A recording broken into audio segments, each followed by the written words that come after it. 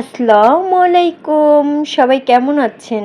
আলহামদুলিল্লাহ, আপনাদের দোয়ায় আমি অনেক ভালো আছি। আজকে সকাল সকাল ঘুমের থেকে উঠে চিয়া সিডস হলুদ গরম পানি দিয়ে খেয়ে নিলাম।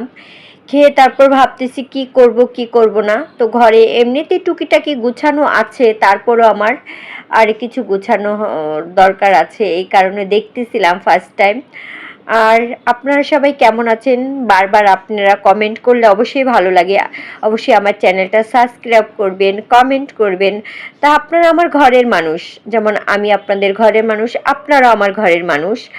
আপনারা যদি কমেন্ট করেন অনেক ভালো লাগে, সেই কমেন্টটা পড়তে আমার কাছে অনেকেই ভালো লাগে। আর এই তো সকাল সকাল ঘুমের থেকে উঠেই প্রথমে আমি ওয়াশিং মেশিনে কাপড় দিয়ে দিব।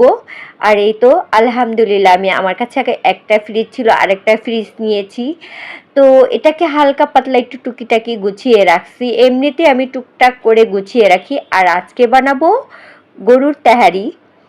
তো গোশগুলো আমি ধুয়ে একপাশে ঝরায় রাখছি, আর এক পাশে চাল ঝরায় রাখছি। আসল কথা কি, আমার এইভাবে তেহারিটা বানাইতে না অনেক ভালো লাগে।